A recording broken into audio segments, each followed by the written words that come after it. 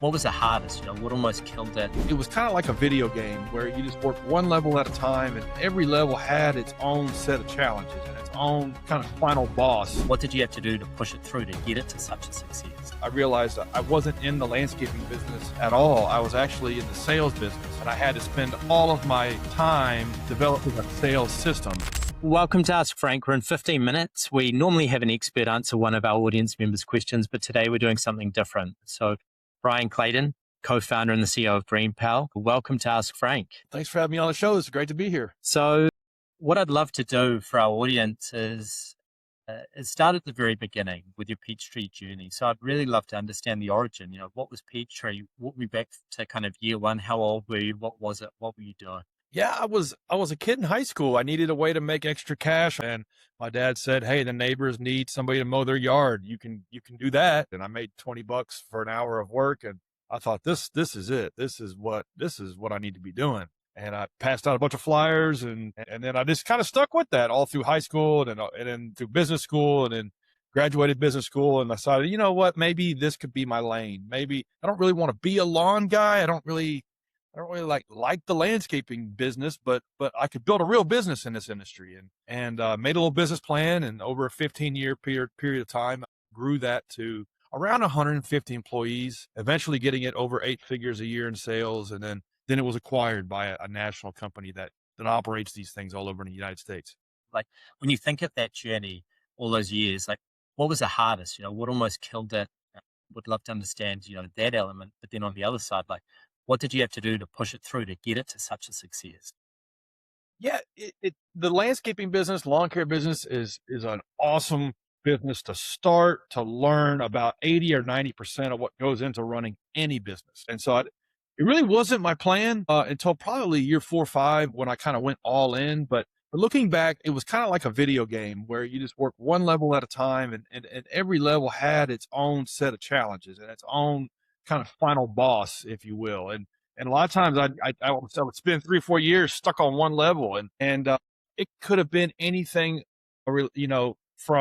from me as like the personal limiting factor to the business's growth. A lot of times that was the sticking point, was that I didn't develop the leadership skills or the management skills, or I didn't really understand the unit economics of the business. And I had to kind of level up to raise the business to another standard. Or it could have been, year 6 or 7, when I got stuck at around $1 million or $2 million a year in sales, I realized I wasn't in the landscaping business at all. I was actually in the sales business, and I had to spend all of my time developing a sales system, a predictable sales process where I could prospect larger contracts and figure out how to serve those clients better than my competitors were.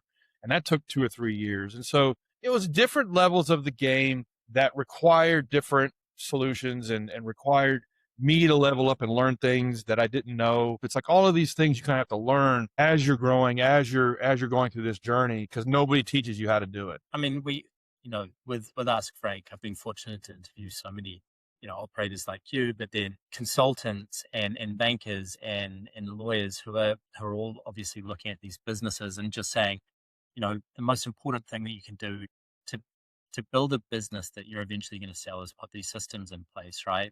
Exactly like what you've done, or what you did, I should say. I guess looking at that element though, when did you know that it was time to sell? Yeah, ideally you run this in like a proactive journey, a proactive strategy in terms of you're beginning with the end in mind. You say, okay, I'm going to sell this business one day, 5 years, 10 years, 15 years down the road. That is what the end looks like. And I'm working backwards from that, and I'm building to that point, and I'm literally running a road. I'm following a roadmap on how to get there. I didn't have that book, and I did not do it that way. I ran it, shot from the hip, ran it from the heart. It was a lifestyle business, and it afforded me a nice lifestyle. And I had a family that worked there, 100 and some odd people that worked there that I felt like were my family. And that style of running a small business works. And that's how many small businesses exist. But that does not mean that they can be acquired and sold one day. And so really the way that you run a business that you intend to sell, that you intend to exit, has to be run from the spreadsheet. And it has to be run from a standpoint of we do everything we do to make as much profit drop to the bottom line as possible, because that is all that matters when you are attempting to sell the company. The acquirers of an 8-figure business only care about how much net profit, how much EBITDA you have, and the systems and processes behind that. And I had to learn that lesson the hard way. It took me 2 or 3 years to kind of reverse engineer and fix a lot of those things. And so I made the decision to sell the company after about year 12 or 13, after I had kind of personally plateaued in the industry. I didn't feel like I was challenged by it anymore, and I wanted to free up the space to start another company. I wanted to start a tech company, which was the idea for GreenPal. And then that was another 2 years of rebuilding the business, grooming it, and getting it to a point where it could be acquired. I guess what I'd love to understand, is what did you walk away with, right? Like obviously not just the cheap, but like I guess the lesson in building a business like that. Was there anything that stuck particularly with you? Yeah, it was that. So several things. One is that just because you don't have the title for X, Y, or Z doesn't mean that you can't do X, Y, or Z. And so Yeah. for a lot of getting that business across the finish line was you had to be good at legal and accounting and business systems and operations, and you had to be good at marketing and copywriting and strategy, and like it was all of these things that you had to be good at to get the business across the finish line, and you had to get your hands dirty. You couldn't just delegate these things with not knowing how they worked from the inside out. And so you had to read books on all of these things, and you had to talk to, CPAs and lawyers at a level where you can understand what it was they were doing. Otherwise, you couldn't get it to where it was trying to go. And so that was one thing that I learned, was not to believe your own BS, and to overcome these things and to do the things you didn't want to do, but learn how they work from the inside out. And that's one of the greatest things about starting and running a business of any size, is that it requires you to level up and evolve into a whole new person that you otherwise would never have become. A job does not require you to do these things. Running a business does, because life and death depend on it, and survival depends on it. Yeah. I mean, I'd have to agree wholeheartedly. I mean, I remember when we were pitching for jobs that we certainly weren't qualified to do, and winning them, and then spending, a week or two before it starts in the library or talking to whoever we could to try and figure out, how do you set a retaining wall? how do you, Yeah, yeah, yeah. how do you dig for a bull? One thing you said was, you said library. Back in Yeah. the 15 years ago, 20 years ago, that was how you learned a lot of this stuff. Yeah. Nowadays, there is no excuse. You've got YouTube University, and then you've got ChatGPT and Gemini. Like, these things, they will teach you anything you want to know, and all they want to do is make you happy. And so you have to leverage these tools. There's no excuse to not level up and get the skills you need to get to the next level. I guess, why and what did you see? I guess that everyone else had missed. Yeah, there was a piece of me that wanted to maybe try to do that, to literally do what you just said, was just sit back and like live the good life, whatever that looked like, and do investing, and live the life of like this capitalist that just puts money to work. And so I did actually like dip my toe in that life, and it was really boring. It was really discontenting. There wasn't a reason for me to level up and get sharp and to get out of bed at 5 a.m. and to really try to get to the next level, because there wasn't this forcing function anymore. The business for 15 years was the forcing function pushing me forward through life. And now that was gone, it was like a weird thing where I felt like I didn't have a mission. I didn't have a purpose. There wasn't an answer to the question, if it wasn't for me, then what? So I decided, okay, well, I'm going to start another company. I'm going to start a tech business. And I saw how inefficient the industry ran, just being in it for 15 years. I thought somebody's going to build a platform that works kind of like Uber, but for lawn care services. And maybe I can build that. And he called it GreenPal, and started working on it. And my two co-founders and I taught ourselves how to code, how to build software, how to design software, and all of these things. And little by little, we kind of learned as we built this thing. And now fast forward 10 years later, GreenPal is nationwide in the United States, and around 300,000 people every week use it to get a grass cutting service. Well, wow. I mean, in terms of going from, landscaping and running a company like that to jumping into tech, I guess, how did you find the transition into the world of tech? A lot of things did transfer. in terms of small business leadership, setting the standard for what quality meant in the business. That was something I did at Peachtree, and that was something I do at GreenPal, where I think as the founder, you set the standard for what quality looks like, setting the standard for the level of enthusiasm that you bring to the company. You have to be the biggest cheerleader of the business. So you as the founder have to bring that enthusiasm and that energy. Don't expect people to be enthusiastic about the mission if you're not. So those things, those soft skills did transfer, but there was a lot of tactical things that did not, and that I had to learn all over again. And the way you manage crew leaders and laborers and mechanics and foremen is very different than the way that you manage designers and copywriters and engineers. Yeah, it's very different. And so those two things I kind of had to learn all over again.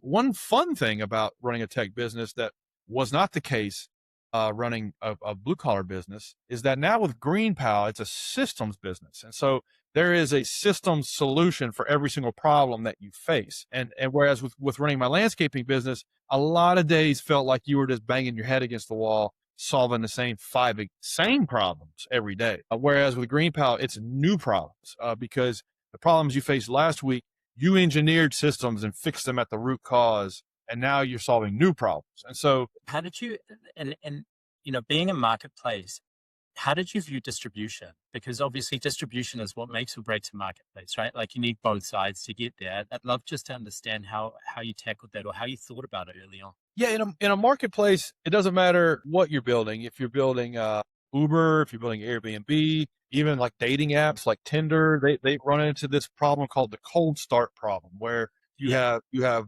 buyers and sellers, supply and demand, and you have to get over that cold start problem. And in a locally bound marketplace like ours, you have to do it over and over and over again. And so you have to get the inventory and liquidity at a local level within about probably like 10 or 15 miles all over the country. And that's what we had to do with GreenPal. We had to take it one city at a time and just develop a repeatable process to recruit suppliers, the lawn care services, onto the network, and then market to consumers to use it to hire them. And in the early days, nobody knows who you are, and so you kind of like have to hand crank your way through these things. And that's how we did it. We cold called hundreds and thousands of lawn care services in the first dozen markets that we launched in, pitching in them on the idea, download the app, try it out. And then we would go and market to consumers, whether through paid ads, social media, Google ads, content marketing, any way we could to get the word out to consumers, say, hey, try this app. And as time went on, we developed name recognition, especially on the supplier side, to where now we have a waiting list in most cities for lawn care services to use their side of the platform, and then we can just focus on getting more consumers onto the platform. Like I said, for my last question, I'd just love to ask, 300,000 today, you reckon you can get to 1 million, but what's the next 5 years look like? Because we have 300 major cities in the United States that we're operating in, we now have evidence that the top 20 drive 90% of the total volume through the network. And so what's going on with those top 20, maybe even those top 5, like the power law, and let's figure out what's happening in those cities and then apply that to the cities that it's not working as well in. Because you don't have one business, you have 300, because every one of these little micro networks kind of spins on its own, and you have to diagnose why are some generating more transactions than others. And so that is what's going to get us to 1 million and beyond, is figuring out, okay, here are the things that you do to get this city to perform like this city. And so you had to like focus on, okay, what is the most important problem we face right now, and then focus all your intensity on that. And so, the goal in the next 5 years, 1 million users, more cities, and then, is the goal to try and sell this one again, or just to keep going and see how big you can get it? It's a good question. It's very, very important for like a traditional style business, because they're not typically 100% systems driven. GreenPal is a little different because it is 100% systems driven. It's one gigantic system of systems. So it is more inherently built in such a way that it could be acquired.